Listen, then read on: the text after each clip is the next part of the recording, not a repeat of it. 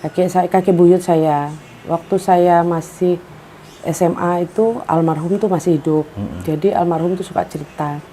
Kalau almarhum tuh setiap kali ada tempat, mereka almarhum tuh suka berangkat ke alam gaib gitu. Masuk ke alam yang kita nggak semua orang bisa ke sana gitu. Tapi ada pintu gaibnya gitu. Ada. Nah itu seperti apa, Nyai? Itu kan ada tanda. Tapi ada juga orang yang bilang ada tanda pohon kiri kanan ada. Tapi ada juga yang energinya.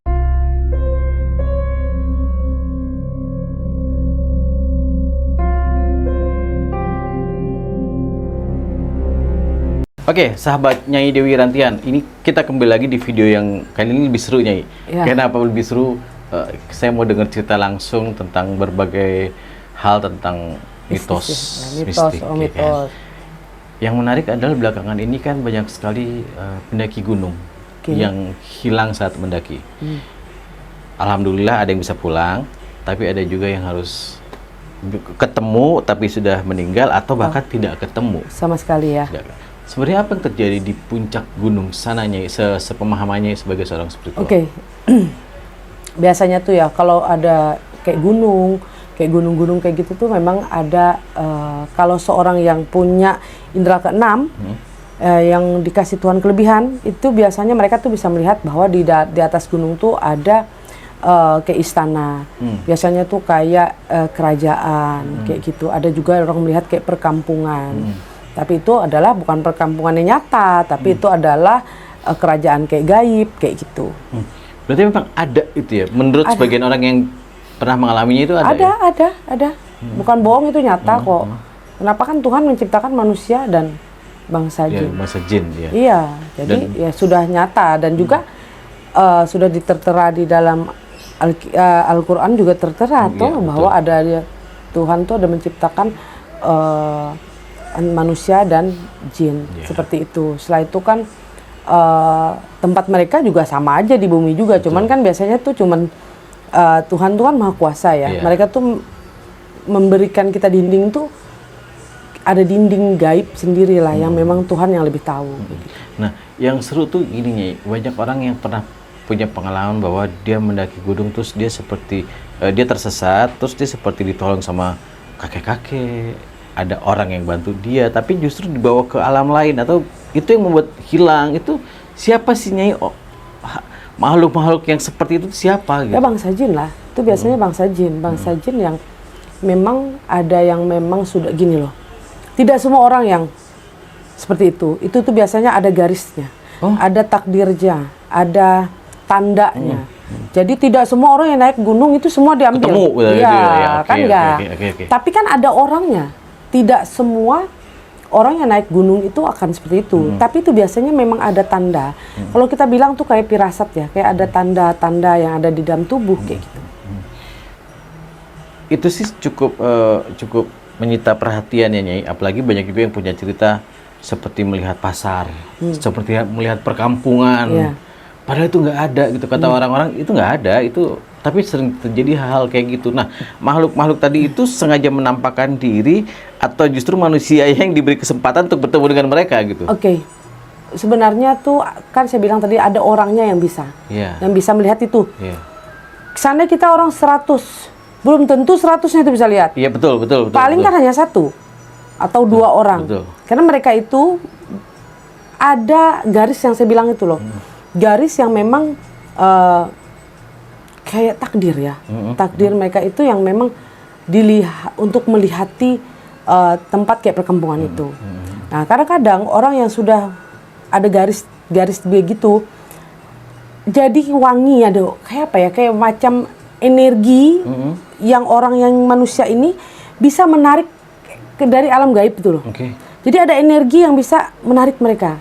Jadi yang dari gaib ini datang menunjukkan untuk menarik orang ini, karena ada energi sebenarnya, ada energi kayak macam ada aura yang orang gaib itu yang bisa memahami gitu. Jadi tidak semua orang yang naik ke gunung semua harus bisa melihat, enggak. Berarti memang ada tanda-tandanya. Ada, tidak semua orang. Kayak ada orang yang tersesat yang nggak akan kembali lagi, ada juga yang kembali. Itu kan memang sudah ada garis tangannya, ada takdirnya juga. Nah, Nyai, kita tahu Nyai adalah seorang spiritual yang berlatar belakang dari Kalimantan sana ya, dari Palangka ya. Ya. Nyai punya cerita hal-hal kayak gitu nggak? Hal-hal mistis di alam Palangkaraya tentang hal seperti ini? Sebenarnya ya, kalau untuk cerita begini nih, saya punya kakek ya. Kakek buyut saya. Waktu saya masih SMA itu almarhum tuh masih hidup. Jadi almarhum tuh suka cerita. Kalau almarhum tuh setiap kali ada tempat, mereka almarhum tuh suka berangkat ke alam gaib gitu. Tapi benar, nanti dia pergi berapa hari baru datang. Tapi nanti dia bawa saudara pergi, kayak kakek saya lah ya, dibawa ke sana nemenin dia pergi. Ya benar, dia bertapa, tapi nanti kayak jalan gitu. Kakek saya juga ngikutin datuk saya jalan pergi gitu. Kakek saya tuh, almarhum kakek saya cerita bahwa ya benar, ketemu orang kayak manusia juga. Ada orang yang nanem, ada orang nyangkul, ada orang yang masak, ada orang kayak biasa. Kayak kakek saya tuh kayak main ke tempat seseorang gitu. Kayak main ke kampung lain gitu ya? Iya, kayak main ke kampung lain tapi ketemu seseorang ke rumah orang gitu. Disajiin minuman juga katanya. Oke. Iya. Berarti kan memang ada nyata. Betul. Iya. Berarti dari ceritanya sebenarnya cara hidupnya sama aja. Sama gitu aja, ya? sama aja. Oke. Nah, karena kakek saya kan cerita, ya dia bilang cerita, saya pernah dibawa kakek kamu begini-begini, datuk kamu begini. Saya bilang bener nggak sih? Tapi ada kakek saya yang pertama kali waktu dia mau masuk itu ada bacaan, disuruh kakek saya ngikutin bacaannya. Saya itu tangannya dipegang, nggak boleh lepas dari pegangan tangan ini. Jadi jalan tuh kayak dipegang gini, gandeng tangan terus ya, jangan sampai lepas ya gitu. Gandeng, dipegangin. Habis itu kakek saya bilang melewati kayak asap-asap, kayak orang habis bakar sampah gitu-gitu, jalannya itu gitu. Kayak kabut lah gitu. Gitu.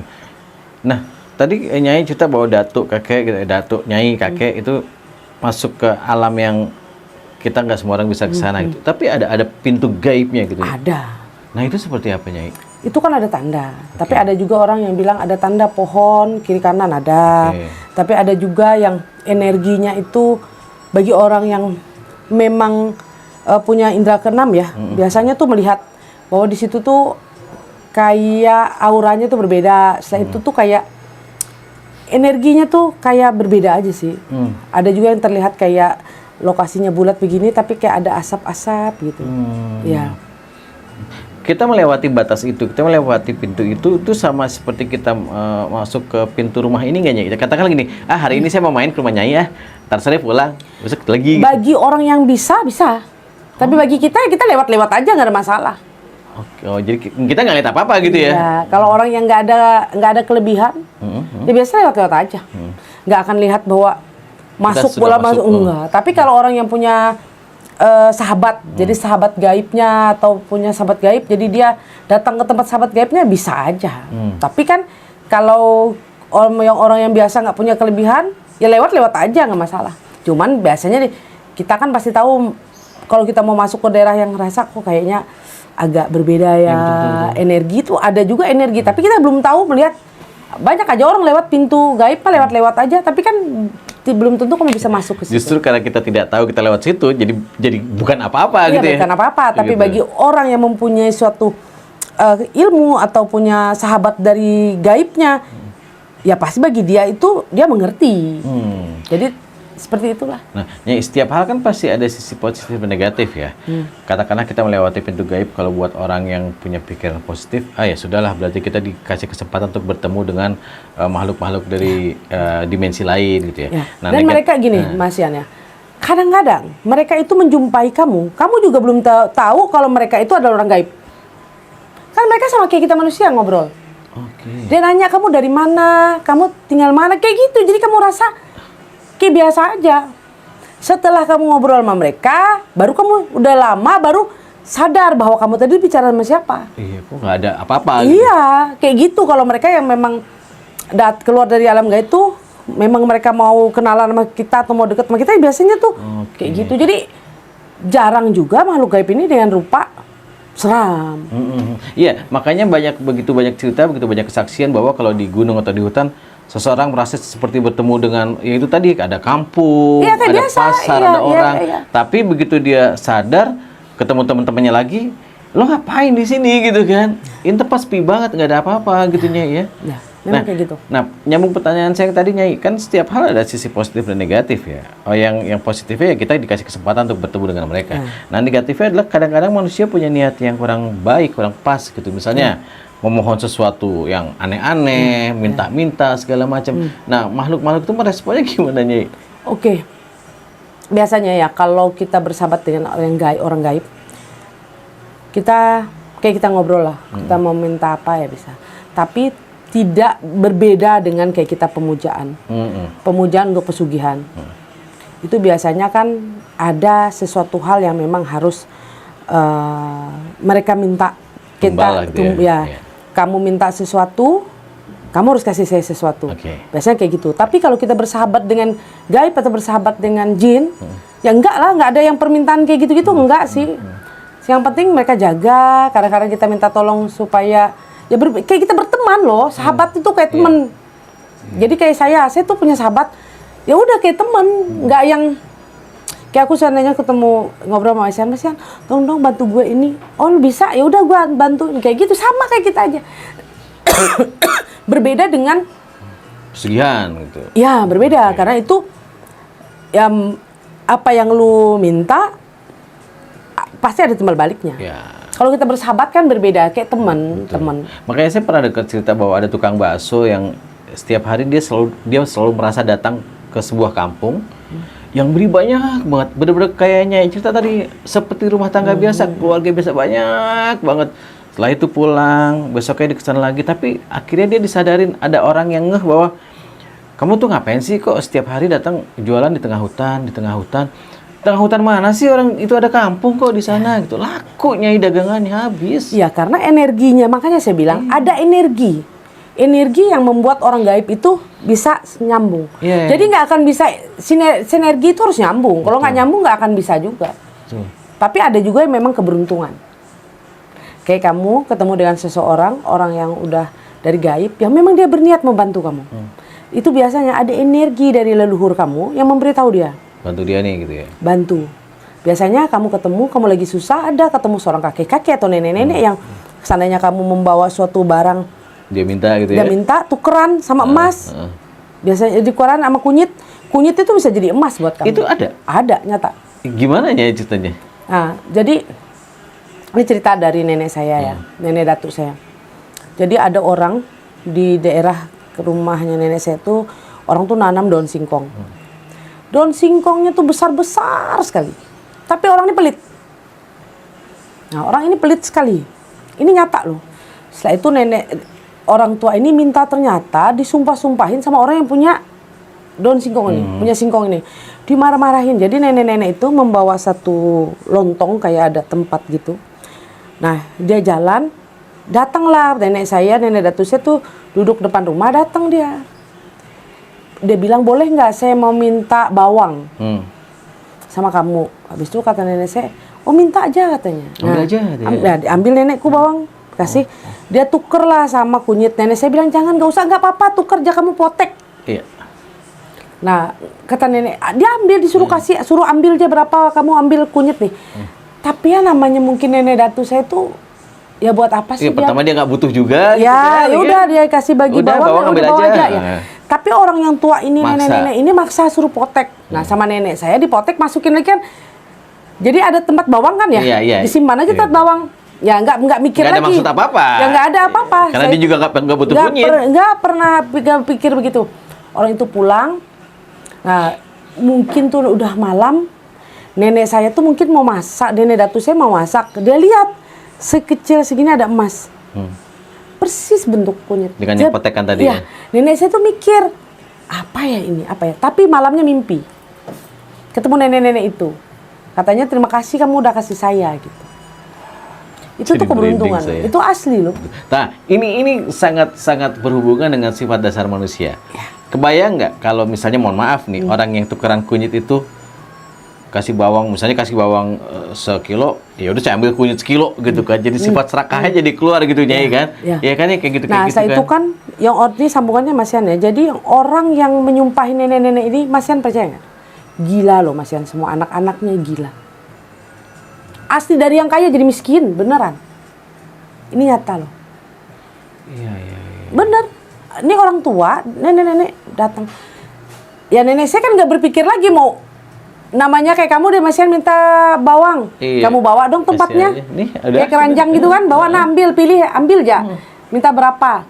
Diambil sama dia bilang tuker aja sama kunyit nenek saya bilang enggak, nenek Datu saya bilang enggak. Ambil aja. Habis itu nenek kakek saya potek, nenek saya potek gitu. Simpan lagi di tempat bawang kan, dia nggak peduli, nggak mikir. Malam dia mau masak atau mau apa dia lihat pas dia ambil bawang, kenapa ini ada ini, dia liatin. Ini bener Mas, ternyata emas. Kayak itu nenek Datu saya malamnya mimpi. Akhirnya dia kasih tahu namanya. Makanya kami kayak saya memegang biasanya ada orang Dayak itu ada memanggil gaib yang memang itu yang suka memberi rezeki. Berarti pelajaran yang bisa kita ambil adalah hormatin orang tua deh. Ya. Sama yang minta tolong, dia tolong sebisa kita gitu ya. Habis itu yang nenek saya akhirnya bersahabatlah dengan nenek-nenek yang dia ketemu itu dan mimpi itu dia bersahabat. Oh, akhirnya malah sering komunikasi. Iya, sahabat gaibnya. Sahabat gaib. Ya. Makanya sekarang saya yang membantu Mas Yan. Dan selama nenek saya bersahabat dengan kakek nenek saya ada punya sahabat itu ya, tidak pernah ada kekurangan. Kata orang itu walaupun kita tuh nggak kaya raya tapi cukup aja hidup. Ya, nggak kurang aja. Ya, benar.